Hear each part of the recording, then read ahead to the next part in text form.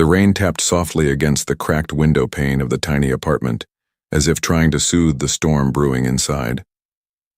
Raymond stood still in the dimly lit kitchen, clutching a bottle of cough syrup with shaking hands.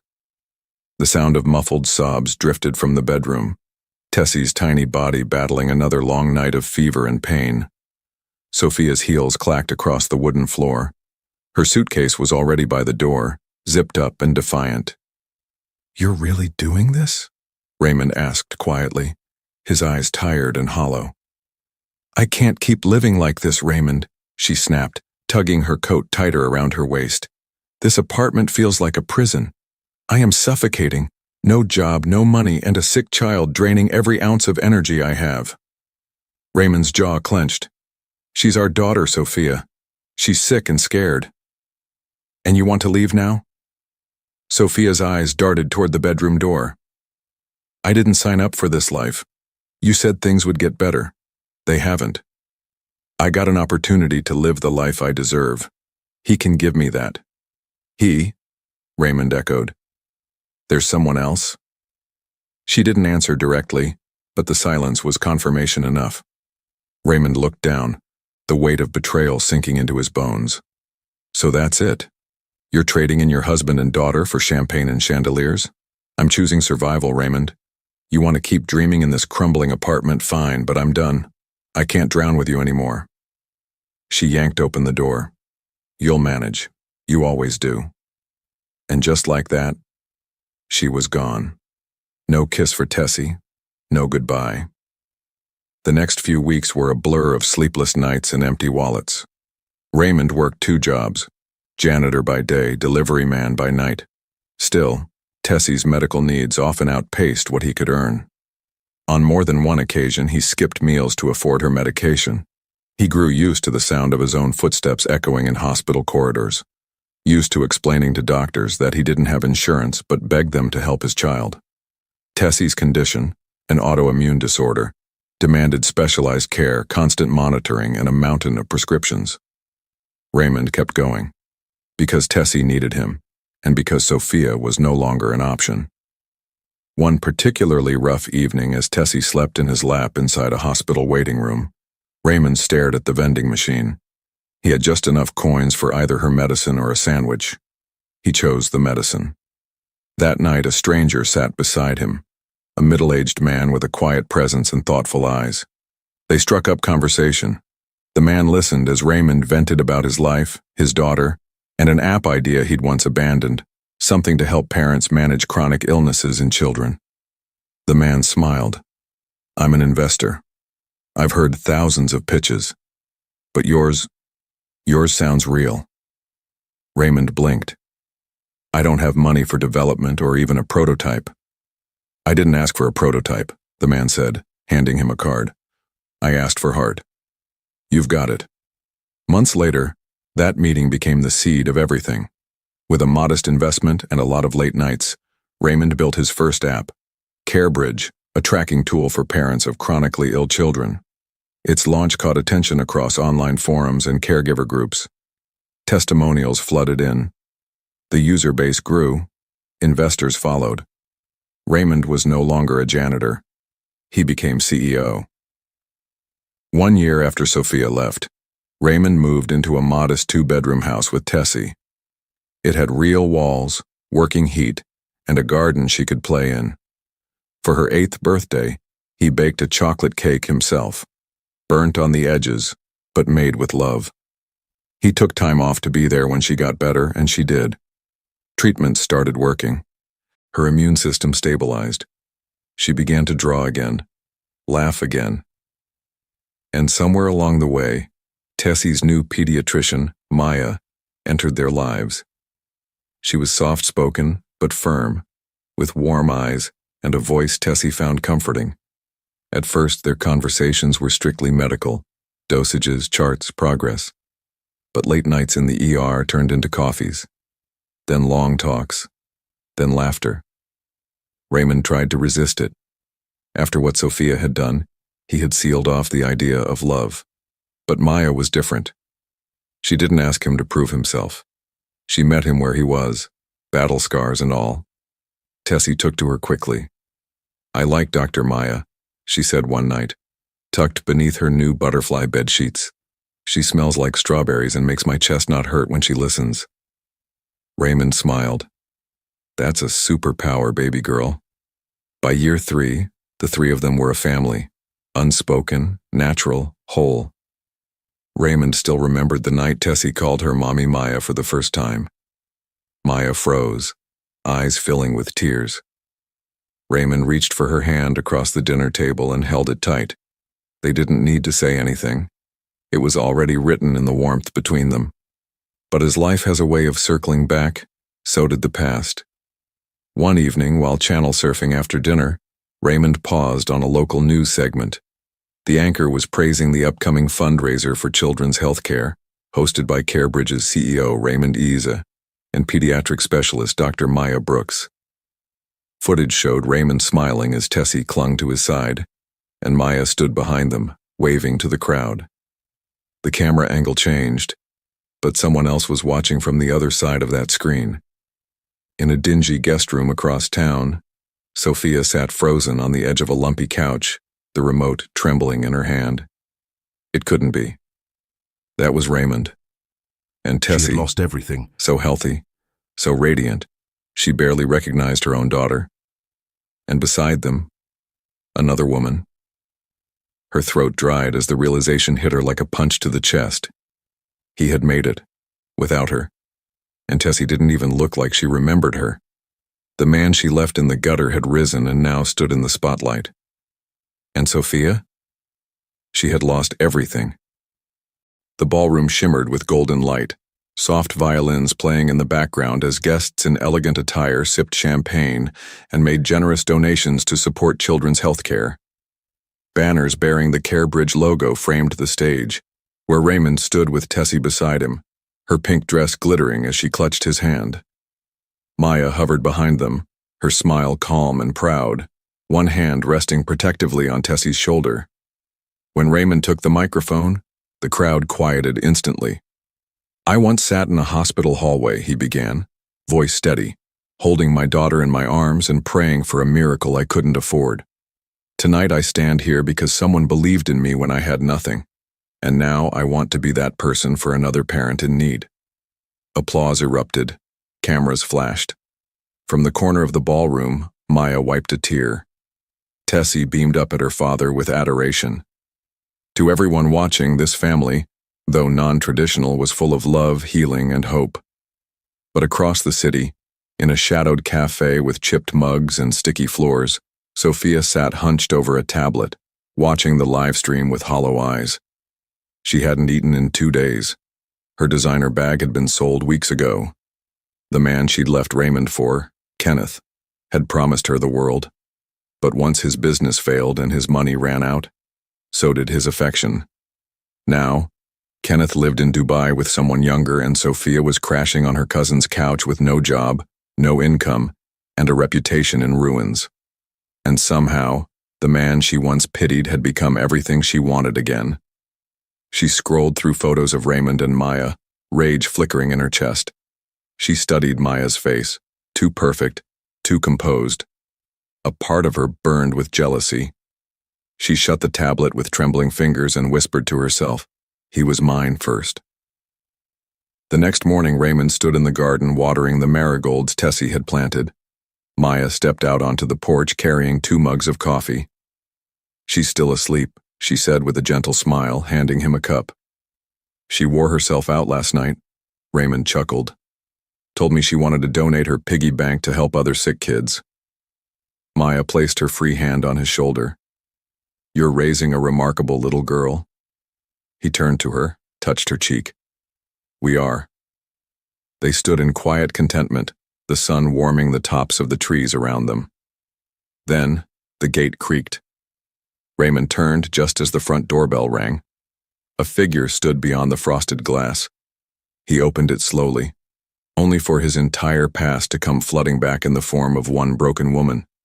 Sophia. She was thinner, paler, older than he remembered. Her once polished hair was tied in a messy bun, and her expensive taste had clearly faded into desperation. Her eyes immediately welled up. "Raymond," she breathed. "You look different." Raymond's expression was unreadable. "Sophia." She swallowed, blinking fast. "Can I come in?" Maya stepped beside him, sensing the shift. Raymond didn't move. "Tessy's asleep," he said calmly. "Say what you came to say." Sophia looked over Maya with cautious eyes but said nothing to her.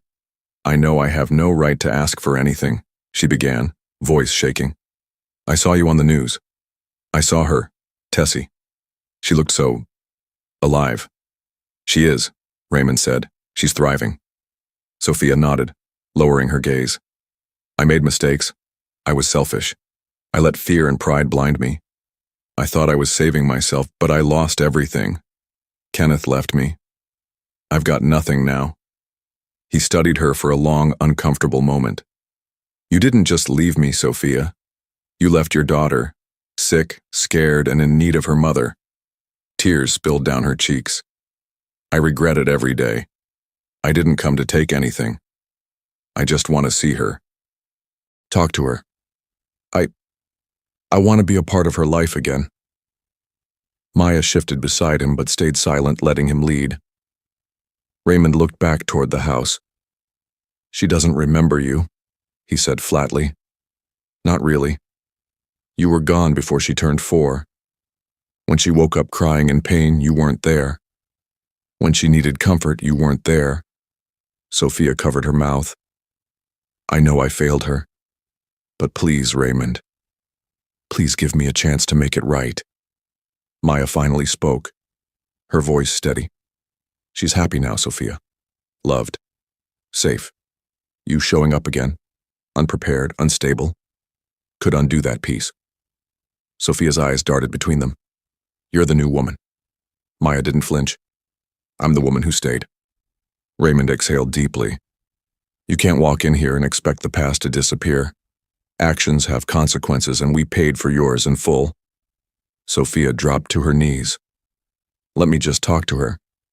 Please, she's my daughter too." Raymond's jaw tightened. "She is.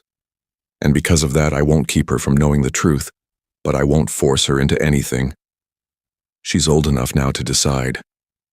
Sophia whispered, "Thank you." Later that afternoon, Raymond sat with Tessy on the porch swing, her sketchpad in her lap. "Tess," he began gently, "someone came to see you today." She looked up. "Who?" Your birth mom. Her name is Sophia." Tessy tilted her head. "The mom before Mommy Maya?" He nodded. She was quiet for a long time, then asked, "Why did she leave?" Raymond paused. "Sometimes grown-ups get scared, and they make choices that hurt others. She was scared, and she ran away. But it wasn't your fault." Tessy's eyes shimmered. "Is she sorry?" "Yes." "Does she want to be my mommy again?" "She wants to be in your life. If you're okay with that." Tessy looked out over the garden, then said, "I already have a mommy, but I can meet her. Just for a little bit." Raymond smiled gently. "Okay." The meeting was brief. Sophia cried the entire time, holding back sobs as she sat across from the little girl she barely recognized. Tessy was kind but guarded, her hand gripping Maya's fingers tightly. Afterward, Tessy whispered, "She's sad." "She is," Maya said softly. Tessy nodded. "I hope she finds someone to hug her, like Daddy found you." Maya kissed her forehead. "Me too, baby girl."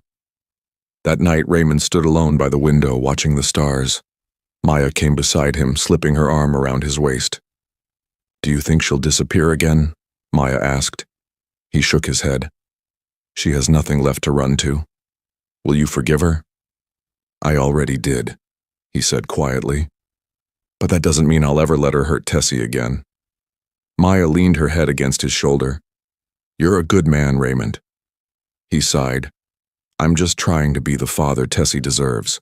2 weeks passed. Sophia sat on a park bench across the street from Raymond's house, a paper coffee cup growing cold in her hands. She'd come every afternoon hoping for a second glimpse of Tessy, clinging to the single moment they'd shared in the living room. That day, Tessy had been polite, sweet even, but her eyes carried a distance Sophia couldn't bridge.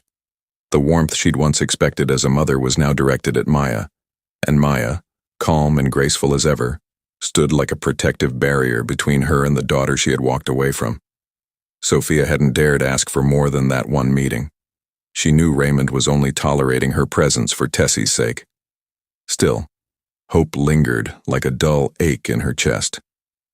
Inside the house, Raymond sat at the dining table, reviewing plans for a new wing in a children's hospital his company was helping fund. Tessy sat nearby with Maya, flipping through a photo album Maya had made, pictures from the past 3 years, birthdays, doctor visits, family outings. That was our trip to the zoo.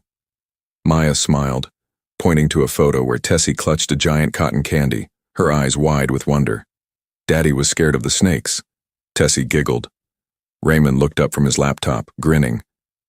Correction, I respected their space. Tessy slid closer to Maya and leaned her head on her shoulder. This is the best book ever. I want to show it to Grandma next time she visits. Maya kissed the top of her head. We'll do that. The doorbell rang.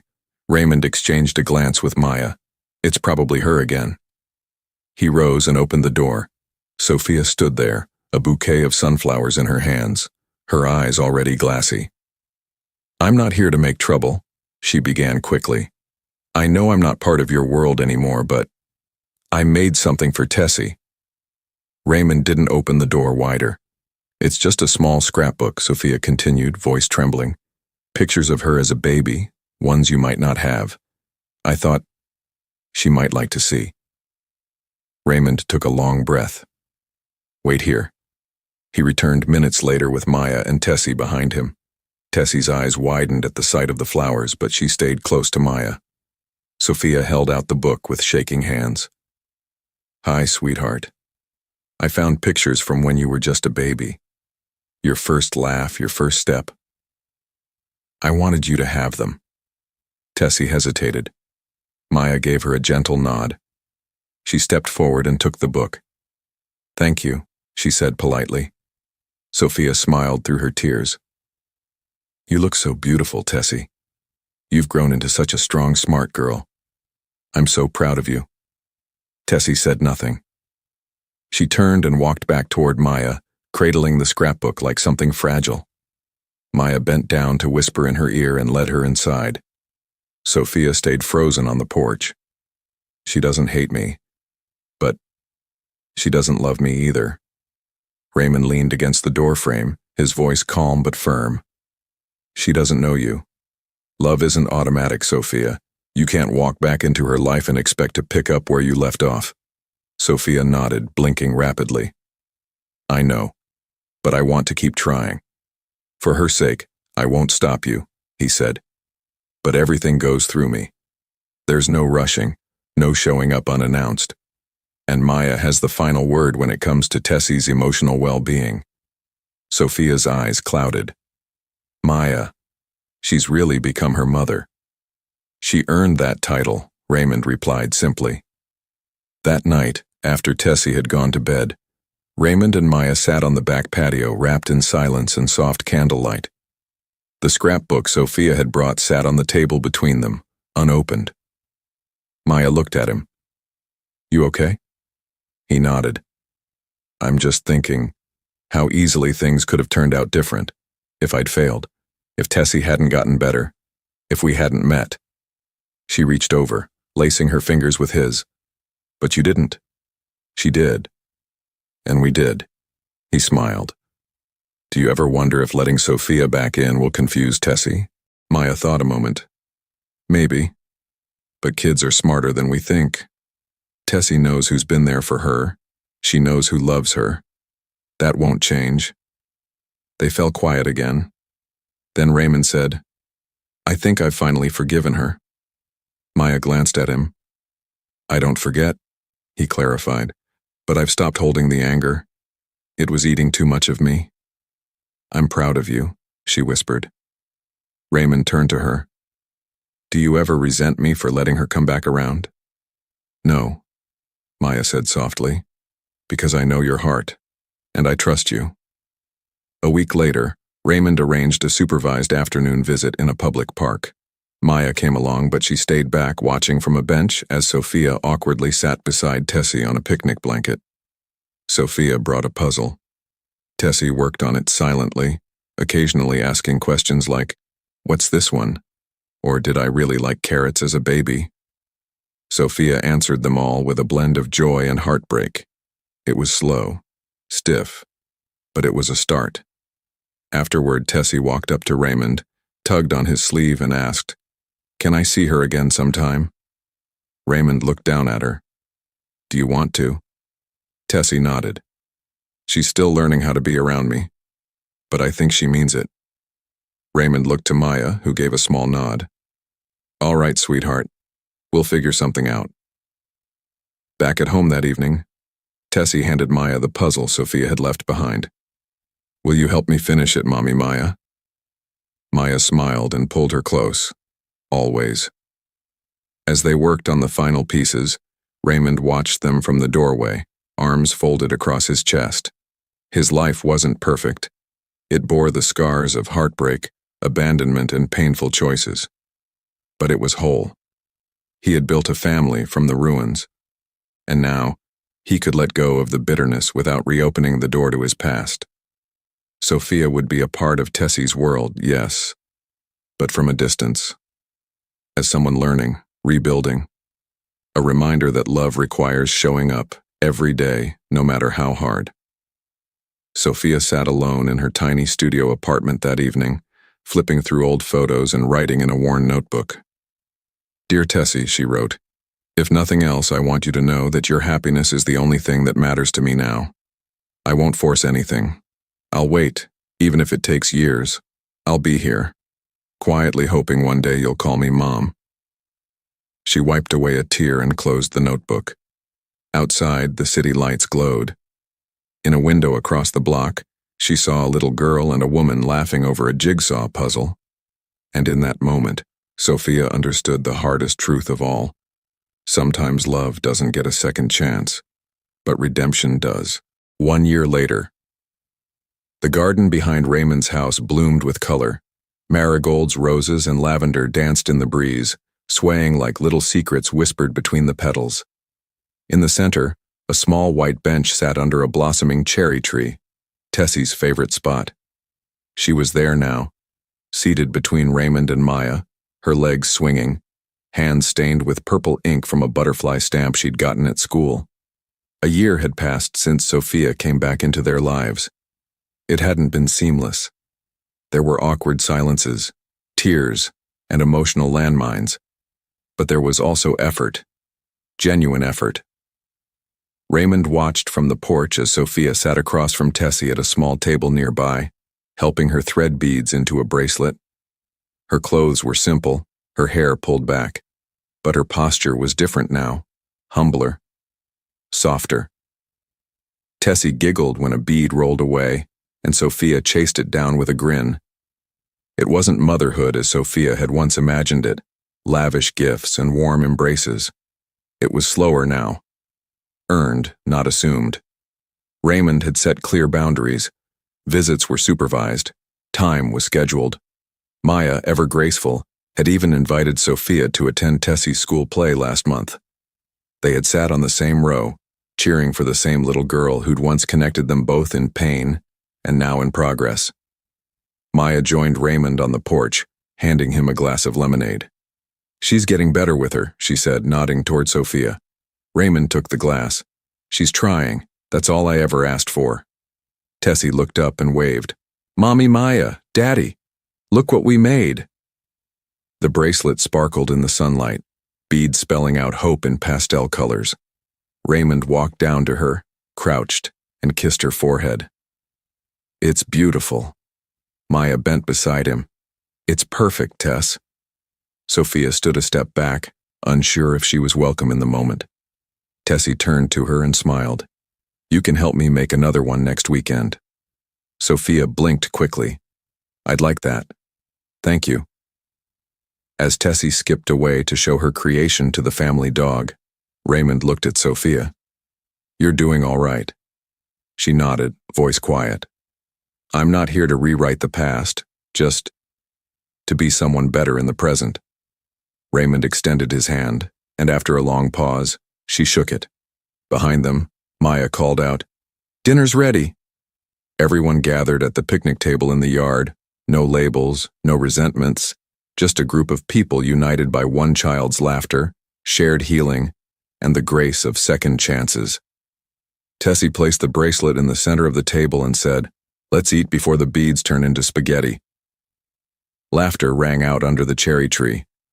The past hadn't disappeared, but the future looked like a garden, full of growth, light, and a love that had been tested and proven real. Thank you so much for watching and supporting my channel. Your love, comments, and shares mean everything to me. Grateful for each of you. Let's keep growing together. With love from Whispers of Hope.